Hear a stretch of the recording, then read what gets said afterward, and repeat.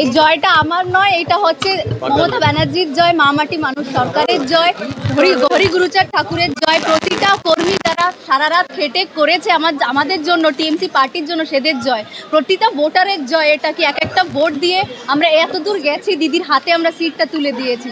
প্রথম কাজ হবে বাগদার রাস্তা খুবই খারাপ, রাস্তা ওইসব আমার খুবই, ওনাদের পাশে দাঁড়ানো, ওনাদের পাশে যেন কাজ করতে পারি। লাইটের খুব সমস্যা, তারপর হচ্ছে ব্রিজের খুব সমস্যা, ওটা আমি করতে চাই কি ওনাদের হয়ে দাঁড়াতে পারি। কি বলবো, সেটা হচ্ছে দিদির জন্য। দিদির উন্নয়ন দেখে মানুষরা বুঝতে পেরেছে কি দিদিই করতে পারবে, তাছাড়া কোনো বিজেপি কংগ্রেস এখানে আসতে পারবে না। কনিষ্ঠ যে বয়সটা ম্যাটার করে না, ম্যাটার করে হচ্ছে আমি কতটা মানুষের জন্য করতে পারি, মানুষের পাশে কতটা দাঁড়াতে পারি, সেটাই হচ্ছে ম্যাটার। বয়স তো আমার 50 বছরও যদি হতো তাহলে ওটাই কাজ করতাম, ওটা কোনো ফ্যাক্টর নয়। আমরা দেখবো না কে কি করছে, শুধু আমাদের কাজ, লক্ষ্য হচ্ছে বাগদাকে সোনার মতন বাগদা গড়তে পারি।